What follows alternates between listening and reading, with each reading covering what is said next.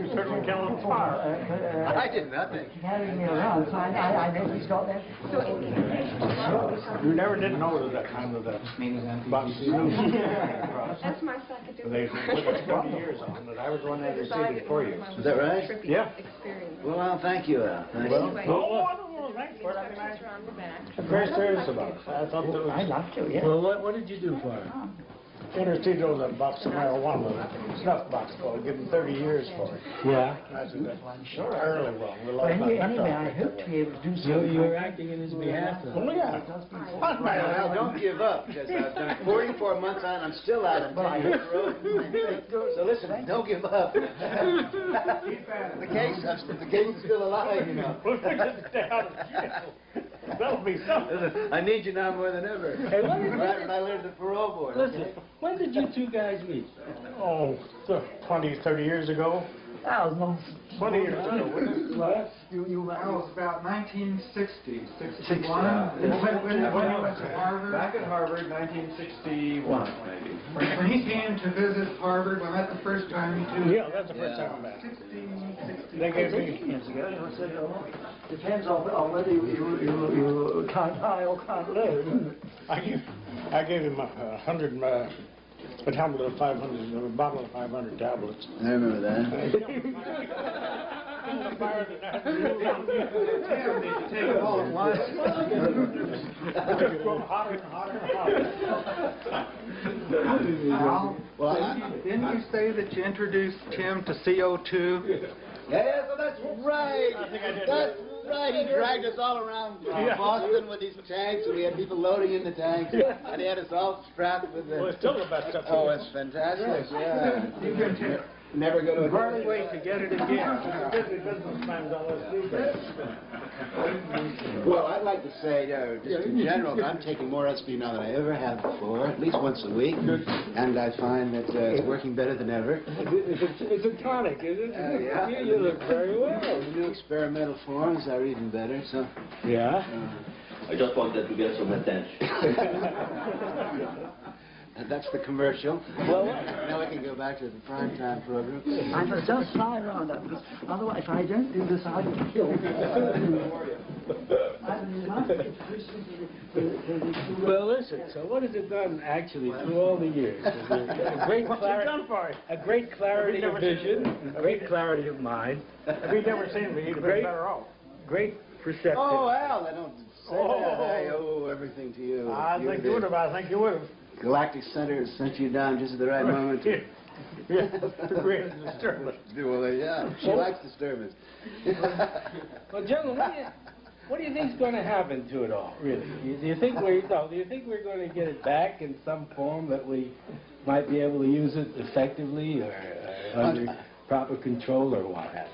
You're talking about bureaucracy and government. My wife and I use more LSD now than I ever did in the past, and sensible people are still doing it. Yeah. And what happens in Sacramento, or in Washington, or in Beijing, or in Saigon, it's never affected us and never will. Well, you certainly warn them out. There's no use in them bothering you anymore. What? Oh, There's no use in them bothering you anymore. I don't mind being bothered. No, you seem to be indestructible. Well, when you started with it all, Al, I mean, Al did, but you started with it all. I mean, you know, you had some kind of a purpose or vision in mind then, didn't you? I still got it. Yeah, well, and I'm in my mind. and you're responsible for carrying it, you know, you're the Johnny Appleseed of LSD, you know, planting it everywhere you got a chance. You know? Well, I sure did, but I don't think it was a credit thing. It was a credit. I think something should have been done, and I tried to do it. And I'm still trying to do it. Yeah. Okay. And why? Why, Al? Why are you trying to do it? I don't know. What are you doing it for? Well, I don't know. Just, I think it's a thing to do. Who else could know a guy my age do is worth anything? You're looking for some sort of motives, I gather. No. What I'm looking like Freudian motives? No, or no, political motives? no. I was just wondering. Economic motives? Or what? No. I was wondering because I thought that Al had some really personal interest that had reflected something in his own experience. It cost me a couple $100,000. I don't know. I don't know if that's a good motive or not. Not to mention my friends, what it cost them. They all contributed freely or willingly or unwillingly they contributed.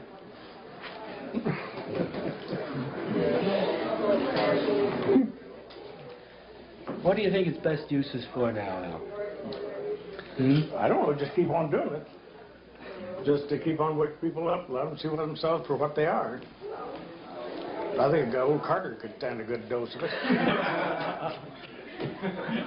And maybe Brown, maybe Brown at the Pentagon, Turner to do him a world of good. Come sit in here, Hubbard. Oh, yeah, I'll pop there, don't worry, Tim.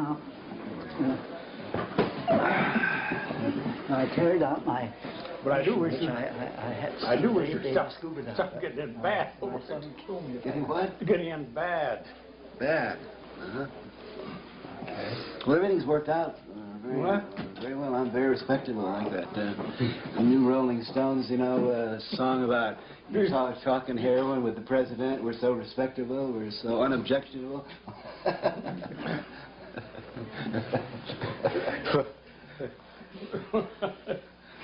Nobody's bothering me. Are they bothering you? Don't bother, nothing bothers me. I don't see anyone on this couch that looks being bothered. If something gets on my back, I get it all. Bill Harmon says there's a nice way to do it. I don't know what the nice way is. Hi, Bill. You say you can be gentle about it. Yeah. It's your fault. That's all we can do. Well, I'm very gentle. We just remember the first time we met, which was in Cambridge, on the night of the Kennedy election. 1960. In 1960, we went out to this place, and Timothy then was wearing his grey flannel suit and his crew cut, and we had this very interesting discussion with him. And when we went, I don't think I ever told you this, Timothy, but when we went away, we both said what a nice fellow he is.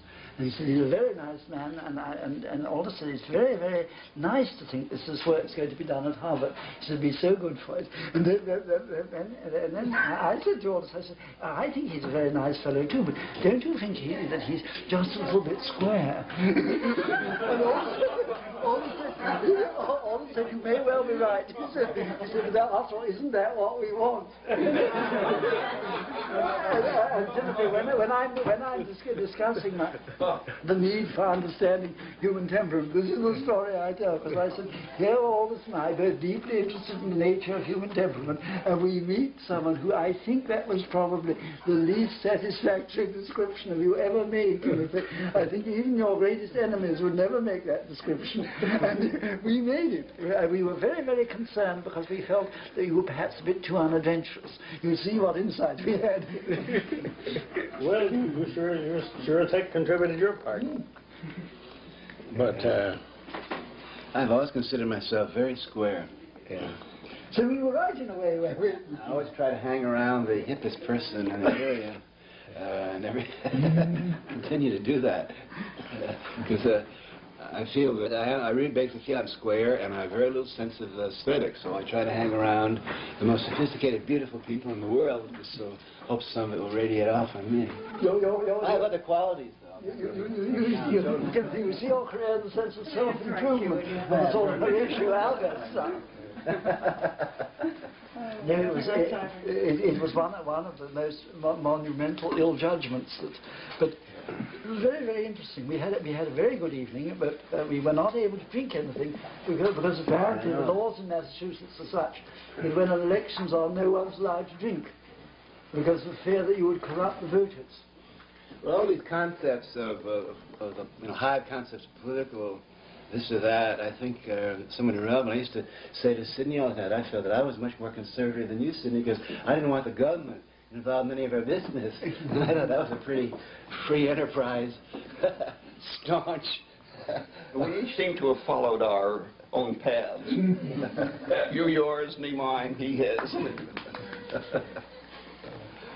Fortunately, since they didn't go in the same direction, a great deal of ground was covered. Yeah. Yeah, I guess one of the things Oscar might be interested in is what does it all mean and how is it all going to work out and all that sort of thing. And I wonder whether, I know I couldn't possibly evaluate. Anybody want to try? Nice. I was really interested in your opinion. Well, I think, as you heard, it stirred people up. It cracked their frame of reference by the thousands, millions perhaps. And anything that does that is pretty good, I think. Anything that shakes people up a little, not too much. Some people maybe it shook up a little too much. That was unfortunate. But in the totality, it may have been a desirable thing at that point in time. The next question would be, well, what's going to happen?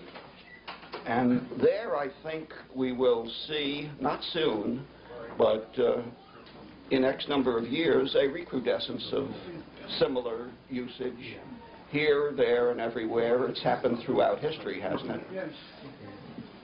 So don't you think that the other very important thing is the actual time this has happened? To begin with, as you point out, it's very good for people to be shaken up a certain amount. So far, on the whole, our ways of shaking ourselves up have usually to have real cataclysms. I mean, for instance, the Iranians are being shaken up at the moment. It would appear that many of them might prefer not to be in this kind of way.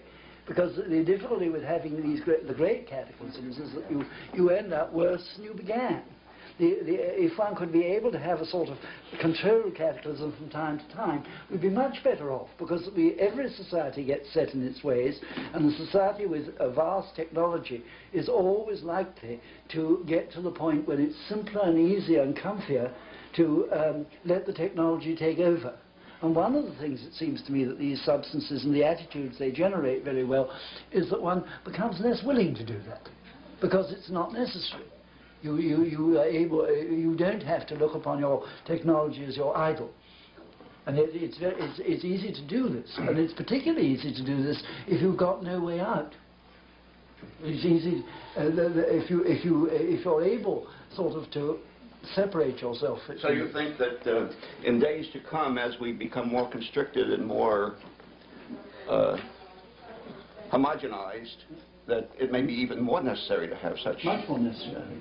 But I think it's still very, very necessary, because we are so clever at building all these strange and remarkable things. But then the thing that we stop being clever is that we're very liable then to make ourselves in our own image. I mean, it's extremely interesting, the image of the things we've made, rather. It's very interesting that the mind described by Thomas Willis in 1670 was of a kind of mirror.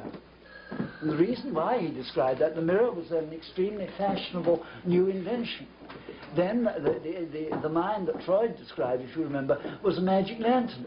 That's why projection comes from. I mean, this was the latest thing. Now the mind was an indoor plumbing system. Yeah, that's right. That's right. Then the mind became a telephone exchange. Then I gather You're ready for that one. Then it became a kind of television thing. And I gather the latest thing to say it's a hologram. Now the only thing that we know is it's none of those things. The fact is that we've invented all those things, and it's apparently a thing we always do.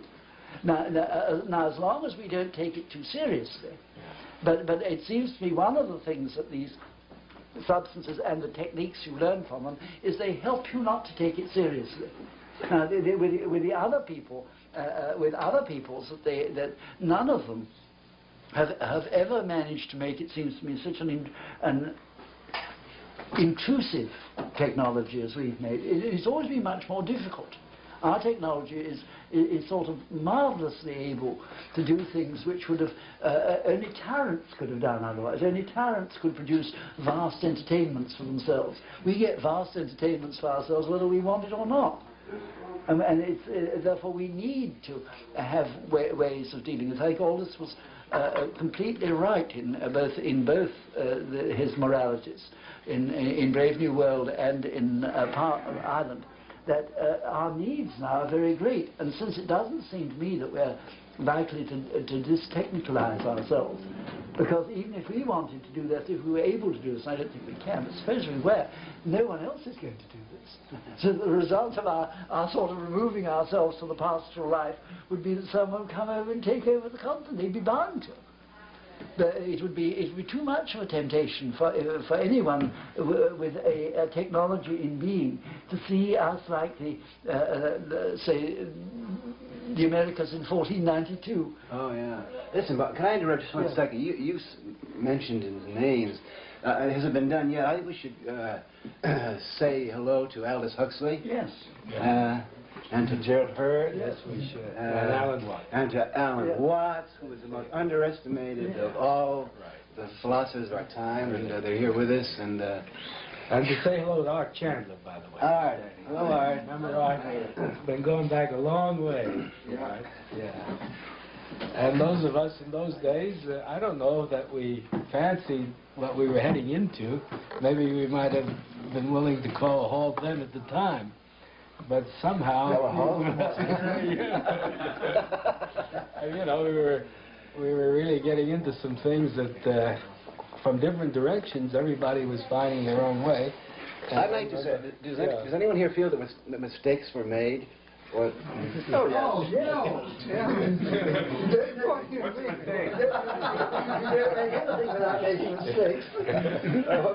What's going on? What mistakes were made?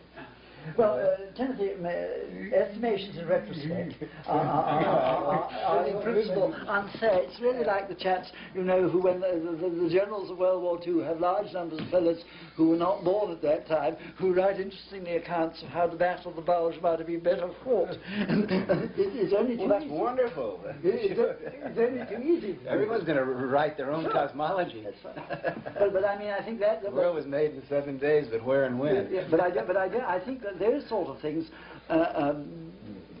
one could, I don't say mistakes, what I say, you could have seen other ways of doing it. My God, quantum physics now tells us that in any second it can go in how many different ways? Yeah. Yeah, well, that's one of the lessons. So that was a mistake made. Nobody gave it to Nixon. Well, in order to know whether mistakes were made, you have to know what the goal is. And if you can define a goal, I can tell you whether mistakes were made. I think mistakes were made. But that's my own personal goal. Well, I'll say one of the goals was to make the American people smarter, raise their intelligence. And I think the American people today are quantum jumps more sophisticated in exactly the general directions in which we all hope they would become more sophisticated, about consciousness, about the nervous system, about the brain, about the options people have in creating their own reality, about self-actualization, self-indulgence, about pleasure being a self-reward as opposed to high reward. My God. Pleasure is now the #1 industry in this country. Recreational travel, entertainment, sensory indulgence. My God, it's now, you know, no question that's our #1. Now, that was my goal.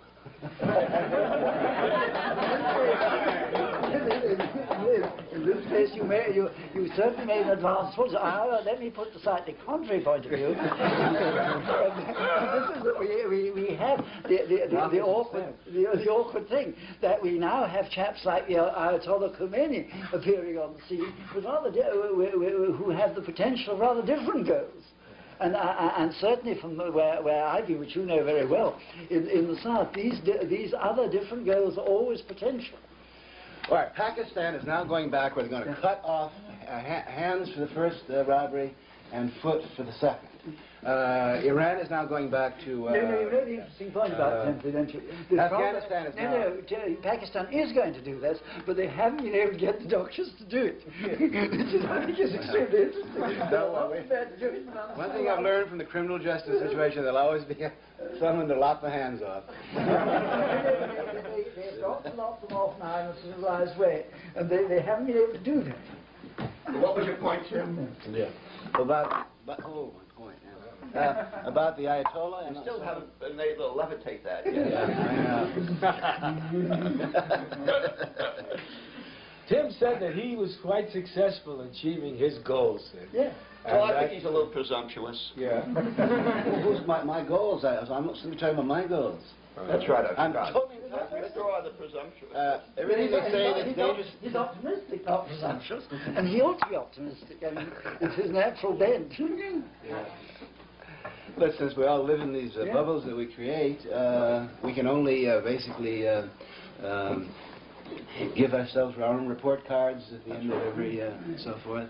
Take credit for that which we didn't do. So we didn't, well, credit, no, I take no credit or blame. But we're talking about goals. See, that's different, isn't it? Credit and blame gets, it's another interesting topic. Sidney, how would you like to have seen it done? Yeah. Suppose the scenario had been played as you liked. Well, I don't put as high a stock on pleasure, although I enjoy it, as Tim does. I would hope that increased human wisdom might have been an appropriate goal. Increased human humaneness. This I don't quite see as occurring. I don't think we're any wiser. Some of us may be.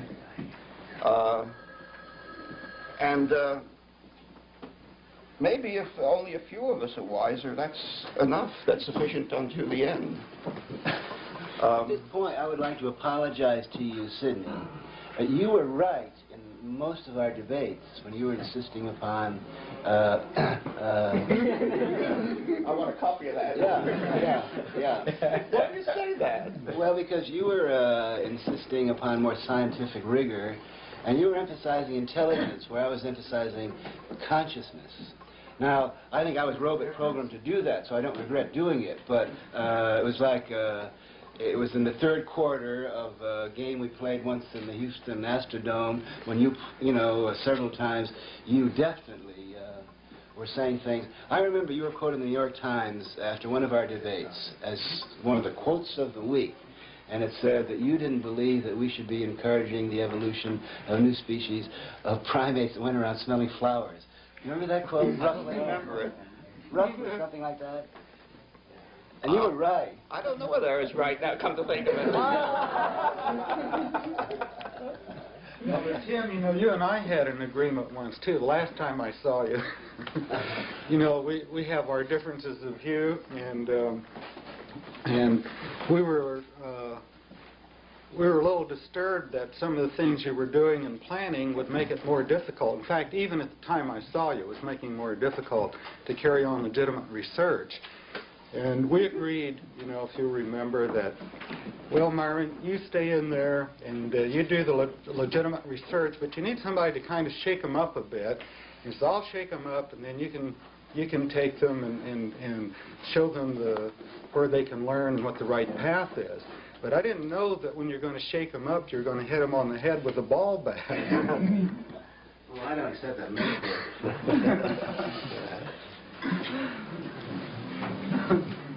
I have had this experience 4 times in the last 15 years, 20 years.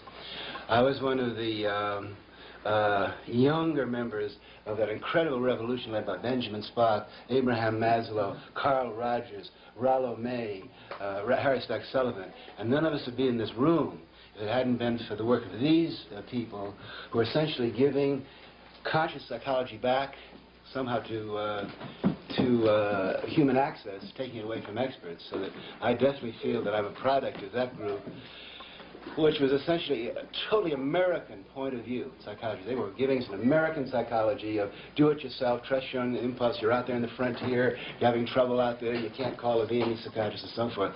Then, in the 60s, we had the same situation. I went farther out in those days than Carl Rogers did. When we were at Harvard in that 50s revolution and so forth, we were giving away the answers to intelligence tests. We were giving away the answers to personality tests. We were doing everything in our power because we felt that the psychiatry at the time was making people more helpless instead of giving them. So we were in a lot of trouble at Harvard, you know, reversing roles. There was Charlie Slack who was paying. He was paying patients more money than he was paying the graduate students. That's one example of hundreds of role reversals in psychology before drugs. And the drug thing came along, and I had several discussions with Sidney and with you and with everyone saying, and with you too, I was saying, let us be the far-out explorers. And the farther out we go, the more ground it gives the people at Spring Grove to denounce us. So we were like your flanker backs or whatever it is. And we were the, very Yeah, and I never felt for a second, the hundreds of times that we debated, anything but this wise affection from you, Sidney, that we were somehow, to the best of our abilities, working for human freedom as we saw it, or playing, so that, and I felt that the particular robot role that I was playing then was to, and we never knew what we were doing, you know, in any clear, precise sense, but it seemed always right to us. Then I had the third experience. I was in Folsom Prison when the notion, I began to understand that space colonization was the same issue, that the notion of going into space had been taken over by NASA, by the Pentagon, by the Soviets over it. And again, it was I wrote Professor O'Neill at Princeton a letter saying, well, my friend, this is the third time I've been through this, and I'm telling you that I'm going to popularize space migration in the next 2 or 3 years, because it's got to be, you know, people in general have got a new generation, young people in college, young physicist students and young sociologists have got to realize that some of the big issues ahead are the control of space got to be taken away from the, you know, the good guy, bad guys who are always the Pentagon and so forth. And now there's a fourth time involved in a situation like this. Genetics, the DNA code and that sort of thing is more important for the next decade, as the brain was. Who's going to control the brain in the late 60s and 70s? And I always see my role as the same. I wrote the same letter to Edward Wilson, the very same message that, you know, same discussion that I had, and once in a parking lot with you in Palo Alto. And I wrote Professor Wilson of Harvard. You know, he wrote sociobiology, his new book on human nature, very interesting stuff. I said, look, this is the fourth time. I'm going to do everything in my power to popularize the DNA code, Gaia, wisdom, egg intelligence, genetics, genetic caste, structural caste, and so forth. And I'm going to take it too far. It's going to be radical sociobiology.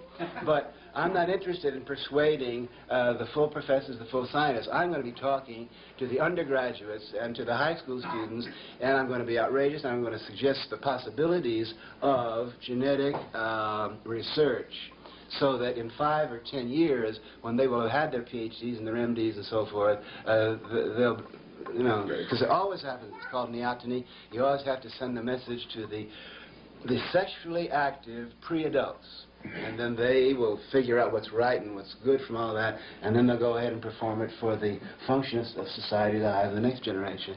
So that I see it all as an incredible loving hookup of people playing different roles. And I've never complained or never explained that I know of about being mistreated, have I? I don't think so. And I just wish, I hope that we all understand that we've all been playing parts that have been assigned to us, and there's no good guy, bad guy, or more credit or blame or whatever. You were, what Gerald Hurd would have said, you were on the cutting edge of things, and that's probably where you belong.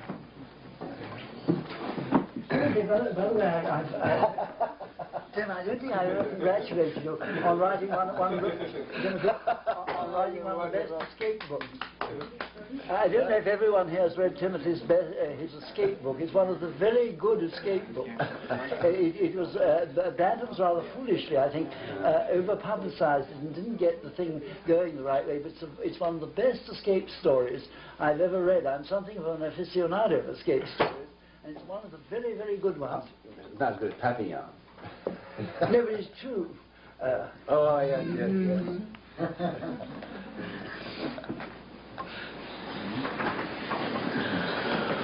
The Papillon gives you the feeling that it was being written for a movie.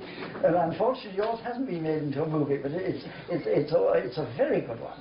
Well, I tried to sell the rights before the escape, but Hollywood wasn't ready. Well, I suppose that would be the best possible move. The movie coming out before you escape. When the weathermen came up in a car after I escaped, I knew it was the weathermen, and I turned and they had false passports, they had false clothes. I said, "Didn't you videotape this, you fools?" And they said, "No." Well, here we are. Yeah.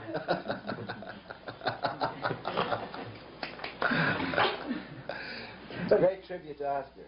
Well, how would you like to have seen it go? And I want to know how Al would have liked to have seen it go, because I think that what we're in here, one has a sort of a temperamental network or grid system in which people were seeing the same thing through somewhat different lenses. Well, I think we need people like Tim and Al. They're absolutely necessary to get out, way out, too far out, in fact, in order to move things around. And we need people like you to be reflective about it and to study it. And little by little, a slight movement is made in the totality. So, you know, I can't think of how it could have worked out otherwise.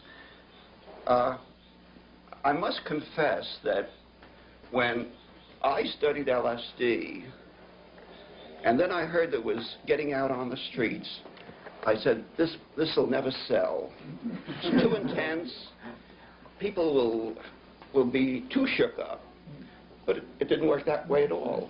I'm not quite sure I know why, but apparently people were able to sustain it, this intense response. So my record as a prophet is about one down. Well, And aren't so, you right, though, if you take a longer range view, because from what I know, maybe I'm not well enough informed, but it's not a popular street drug anymore the way it once was. I think a fair number of people are still taking LSD, don't you think? Yeah, but the stuff on the street, you can't call that LSD. That's not LSD. Oh, wait a minute.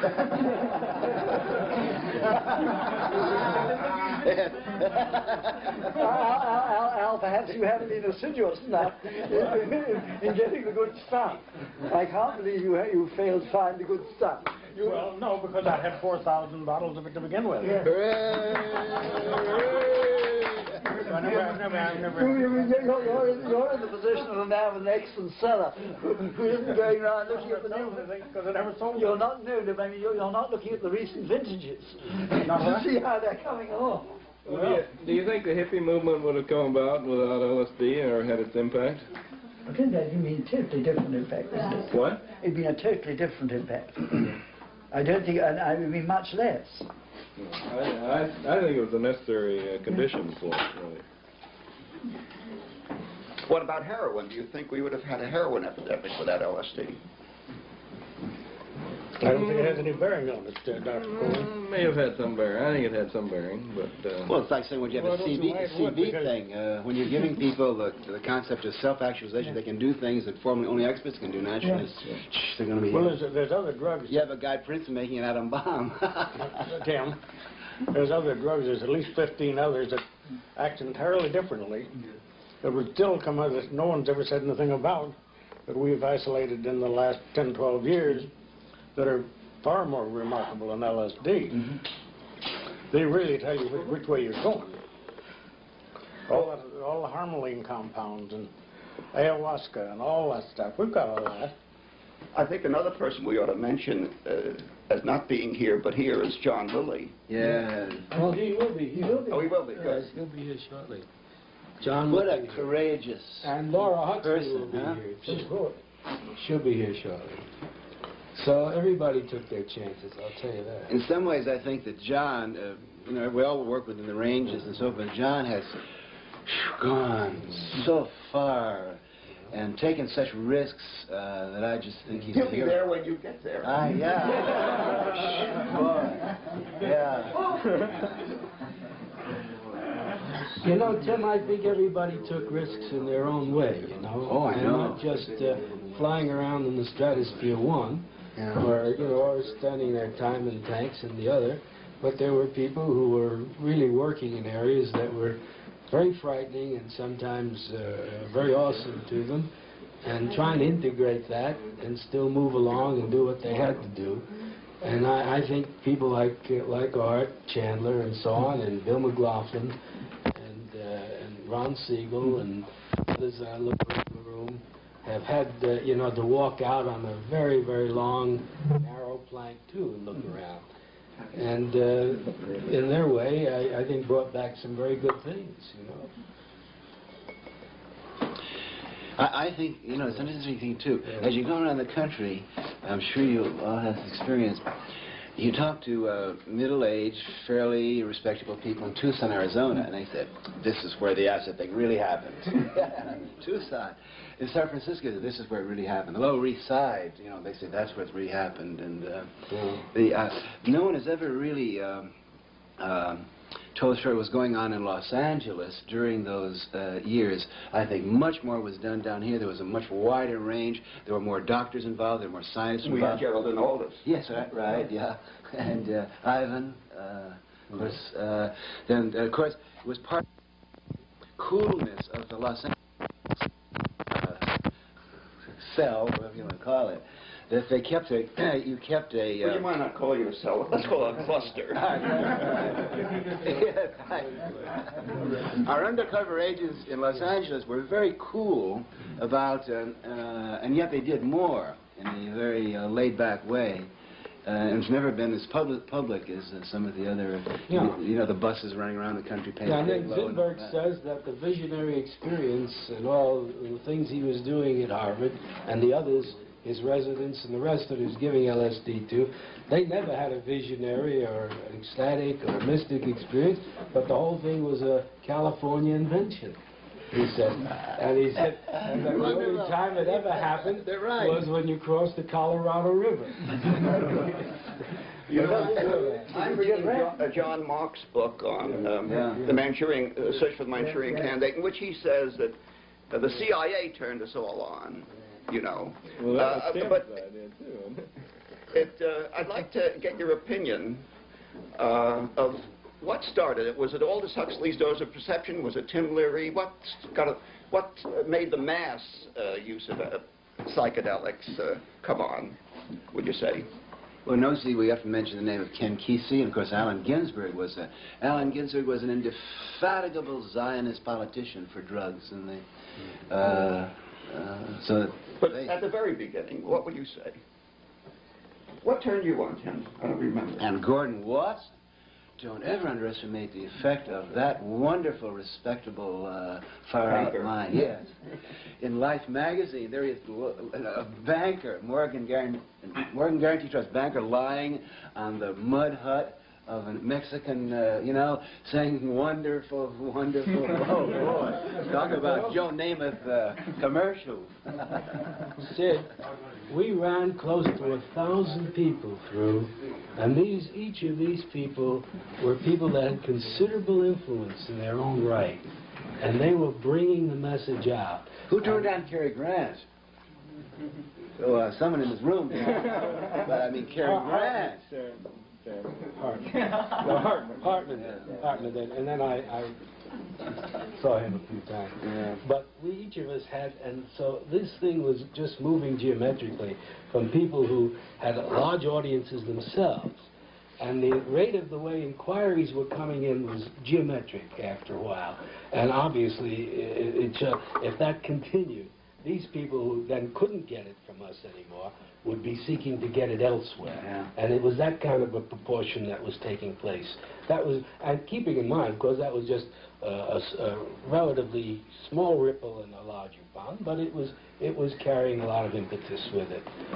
And that might have been one of those things, and then those enclaves joining other enclaves and so on. But I think you're referring to the big explosion. The big explosion was when it came out on the cover story on all the popular magazines, Life, Saturday Evening Post, the whole business that were back, that were all... Well, Alice's book, Doors of Perception, Heaven and Hell, were extremely important among intellectuals. Yes. And Frank Barron was another person who was very active in the psychology. Of course, it was Albert Hoffman who did it all anyway. I know, right? Your question, I think, really is directed at where did the young people get it? Because that's where the movement started that really spread it across the country. What do you think about Robert DeRock? That had a lot of effect where I was. In fact, I was very surprised when I saw he handled the Mendocino County chapter. But didn't that drugs in the mind have a lot of effect on campuses and stuff like that? It did. But it was more than just a book or two. There was something in the wind, and I really wondered. The first major burst of publicity, is that what you're trying to focus on? Is that the... Well, there were steps all the way. Yeah. Huxley was one of the first. After we were fired from Harvard, that fall, every major magazine came out with a There was a cover story in the Saturday Evening Post. Yeah, that that dangerous. spread it. Yeah, there were Very three sad. different stories in Playboy. So that was, yeah, it was the firing from Harvard, plus the fact that Henry Luce was somewhere always behind the scenes doing certain things. Plus, so many people have been involved in Los Angeles and so forth. But that was the first big one. Tim was more responsible than anybody for Tim, that. wasn't it the calculated goal of if to cause that kind of spreading? Yeah. I remember coming to Cambridge one time when a little article in Time came out. Yeah. Remember? Yeah. And I walked in there and he said, "What do you think about the Time article?" It was really devastatingly bad for LSD. I thought it was terrible, I said. Yeah. Tim said, "We thought it was great." Said, you let the kids know that there's something here, they'll know it, you know. It doesn't make a difference whether it's bad, good, or indifferent. Well, I want to point out, though, that the picture, we all know that here and now study pictures more than they do long columns. The particular picture of this article in Time magazine attacking our research had a scientific instrument called the experiential typewriter with all these dials, actually filled with socks, but that's all right. It had an incredibly beautiful young woman sitting, taking the test, and had standing behind her Alan Watts, a beautiful female Hindu guru named Gayatri Devi, and myself. Now, the signal content of a picture like that was much more important than the little words that are being written by some clerk at Time magazine in the medical department. How about McLuhan?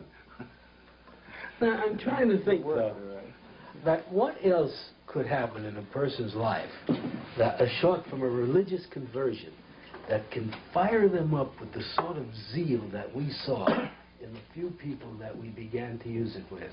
In other words, perhaps not everybody went out. Psychosis. Yeah, but it was a contagion. It was certainly a contagion. Contagious psychosis. It was a contagion.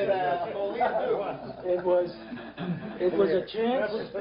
It was a chance for everyone to go to the carnival all at once, you know. Okay. And they all came out of that place and they were ready to really spread the word.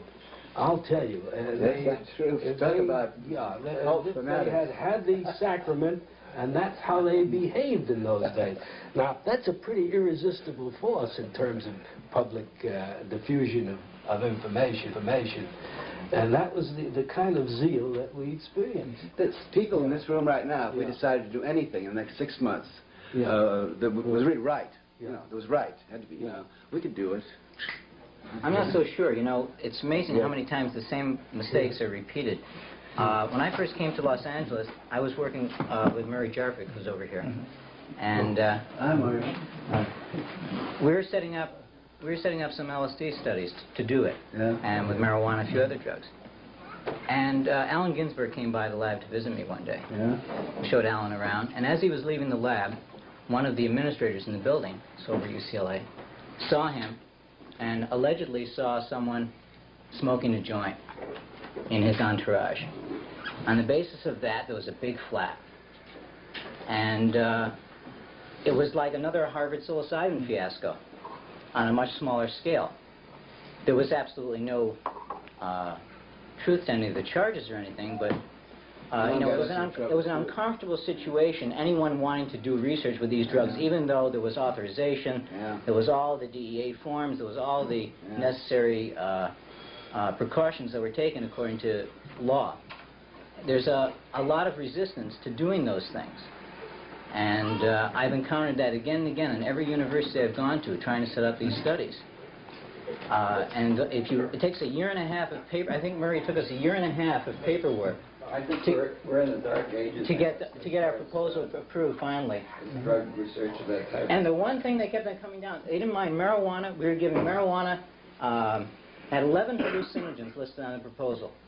And the only one that the proposal kept on coming back for was LSD. They said, oh, you're going to use LSD, you got to do a follow-up. You got to do a 90-day follow-up, you got to do a year-and-a-half follow-up. 30-year follow-up. They didn't care about the mescaline, they didn't care about the psilocybin, they didn't care about ketamine, which we can give to children.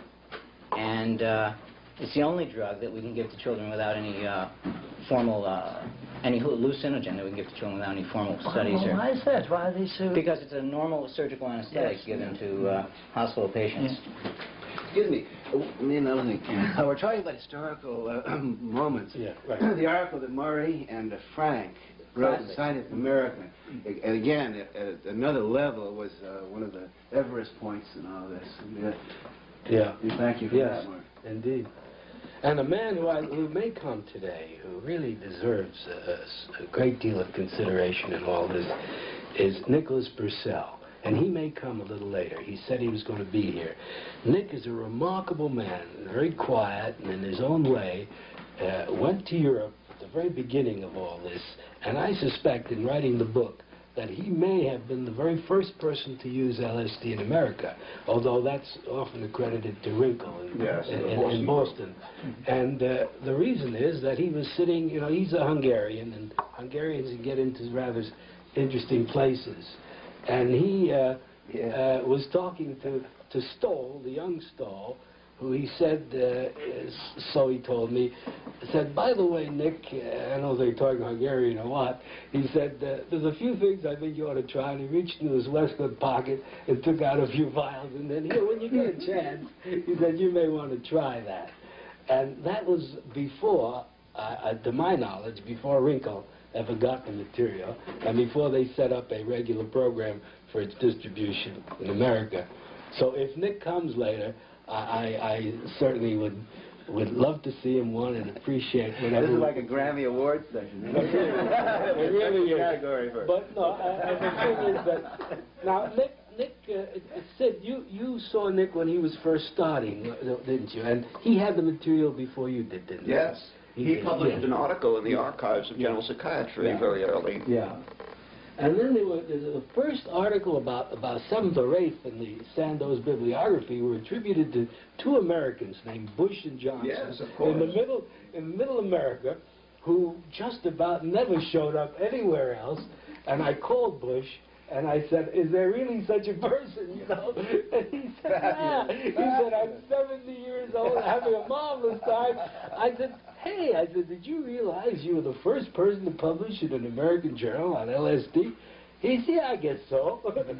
Yeah, he came to some of the Macy Foundation conferences, you remember. You were there, I think. Yeah. And so I said, how did you get onto it? He said, I don't know. We got the idea that if we had a good delirium going, he said, we may shake things up a bit, you know. He said, and Johnson and I said, where did you get it? 1940, 50. He said, oh, we just sent the Sandoz. Amazing. You know Albert's story about that, don't you, about the Sandoz salesman and LSD. Do you know that story? But Albert says that for many years, last time I saw him, he said the Sandoz salesman would come to him and say, when are you going to get something like LSD? when we used to go out, for Sandoz, you know, it's quite a small, very respectable Swiss company, and they bring their wares along, and no one would show much interest. But after LSD, when the Sandoz salesman appeared, people would say, you're the people who made LSD. And they would then pay great attention to every one of their products. And the salesman looked upon this as being the greatest sales innovation that Sandoz ever made. Well, there's another side to that story. When I spoke to Burrell, who was the vice president in charge of public affairs in Hanover, I said to him, the usual subject about what happened to LSD. He said, hell, the reason we gave it up, he said, because we couldn't sell it. But he simply he takes the wrong view. It wasn't the selling, it was the sales that went with it. Well, I guess so. But I remember Tim coming to the house one morning, and we were all having breakfast, and Robbie, my boy, was just a little fella, and Tim was wearing a hearing aid. I don't think you remember this. And Rob had never seen a hearing aid, and I dearly loved Tim for this. And he said, Tim had a twinkle in his eye, you know, he looked like a real picaresque, you know, Spanish-Irish kind of a guy. And he said, what's that? And Tim said, well, that's my direct line to the president. So Robbie, that was when he was square haircut, you know, and all that stuff, you know. And so Rob said President? He said, yeah. He said, what would you like to hear from the President? So Rob said, he said, how about no school tomorrow? So he said, sure. And he pulls the hearing aid on, puts it in front of him, and he said, President Johnson? Yes. This Tim Leary here, staying with the janitor. Yes, he said, by the way, he said, the young man here, he said, Rob, he said, he would rather there was no school tomorrow. And the next day was a holiday. and Robbie, and for months, Rob said, is that still ever going to come back?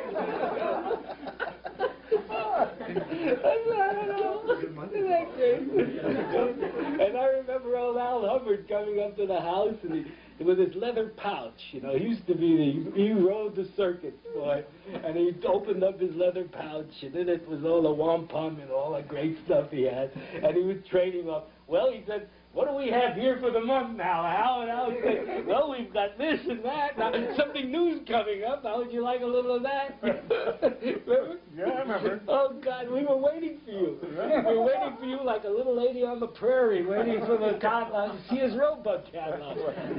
Well, I did the best I could with the tools I had. I know. You had some good Primitive trade, Al. Al, what did you do with that $1 million check that you carried around with you? You had a check you showed me for $1 million. It was the most money I'd ever seen on a check in my life. That's the most I've seen today.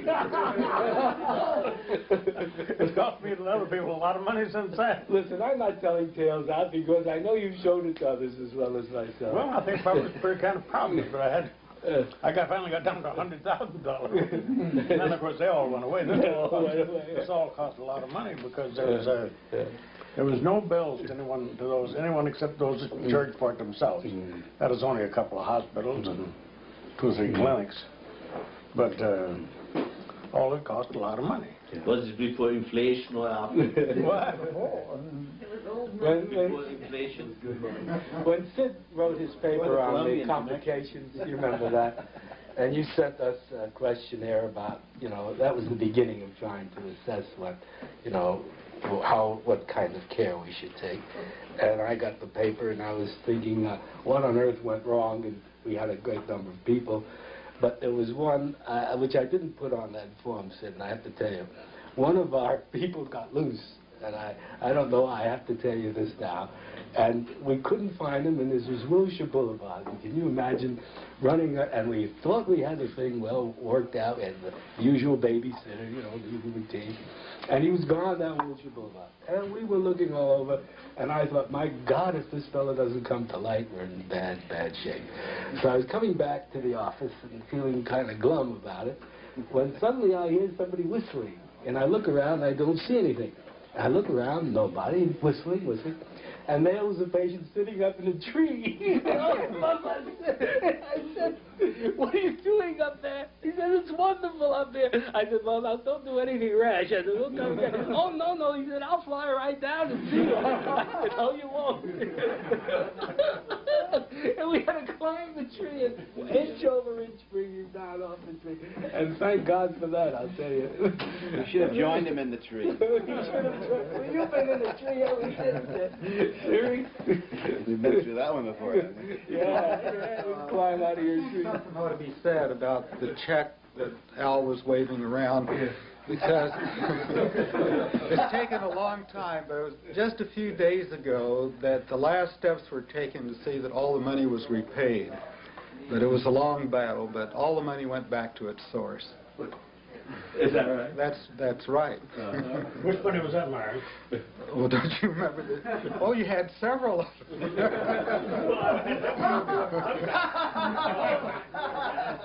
Thank God I didn't have to get involved in the others. Funny, you know, I must say to Al's credit that he never made a lot of money selling that stuff at all. He was a great trader, though. He'd say, how about a little almost pure tetrahydrocannabinol. In those days, it was kind of viscous, oil. Remember that stuff in tubes? Yeah. He said, now what have you got to offer? Well, now how do you figure this belonged business, Byron? What? Went back to where it belonged. How do you figure it? From the source. Huh? The person who furnished the money got it back. How? Well, you know how. I don't know how. But it's not a matter for I don't think it's a matter for public record. Well, I don't know, They're among friends. Only Harry is recording it. $10 million.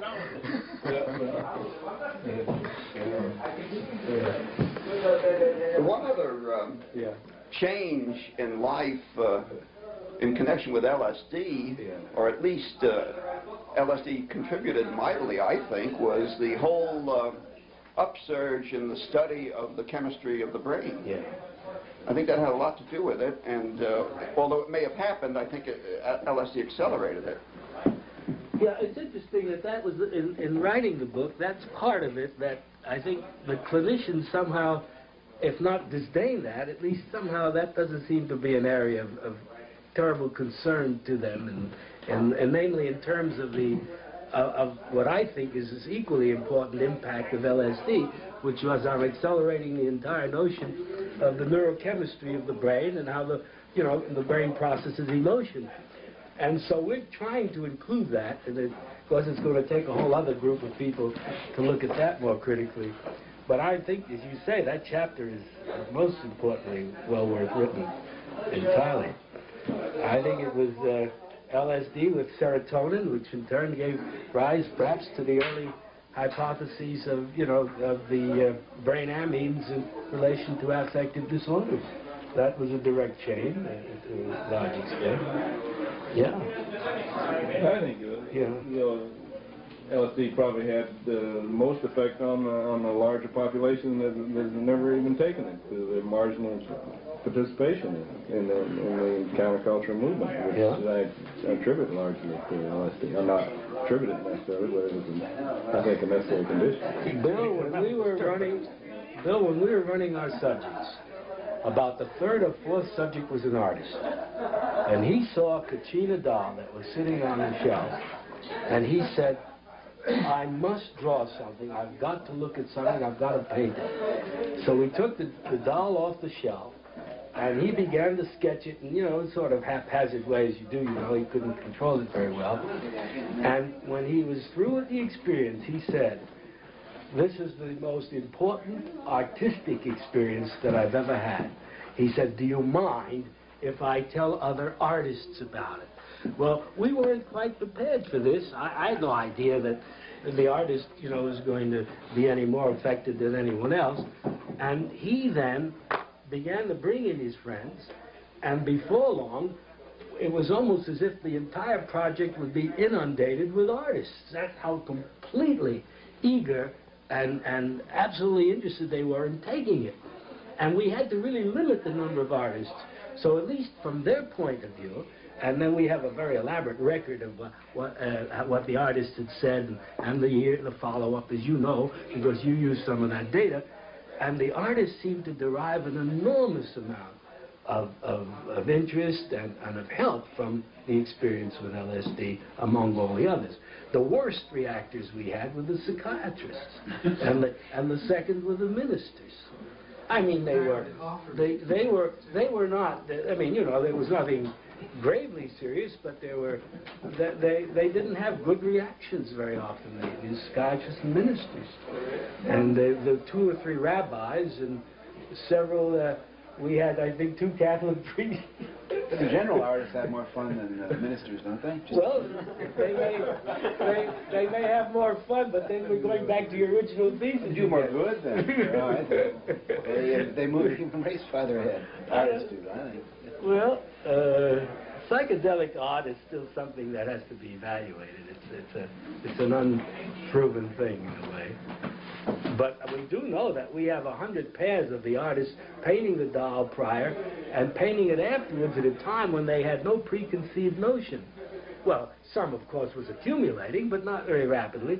And so we now are processing these pairs to see what can be done or how these people handle it under the drug. And if they took it a number of times, they developed a facility so they could deal with it and they could paint fairly decently under it. You got one with a leaf. Yeah, that There was a leaflet. An old friend of mine sent me a copy of that. Yeah, I'll have to talk to you. Yeah. Yeah, I'd like to understand that a little better. Yeah. With the doll, you say you first had them painted before they'd taken LSD, Yeah. and then during. Yes. And how about, did you do any after? You know? Yes. There was some we did after, yeah. I'd be interested there whether they felt that they had some enhanced ability afterward, but they... Yeah. Well, what was improved wasn't their artistic ability, by no means. It was just this whole sense of opening up, you know, and having more choices and being able to see things much more, many more permutations and ideas. Would you all like to have something to eat? And we've got a table full of stuff. Psilocybin, LSD.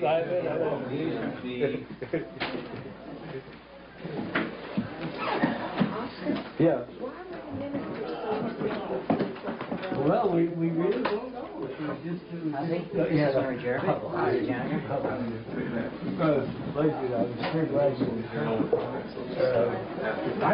that. We have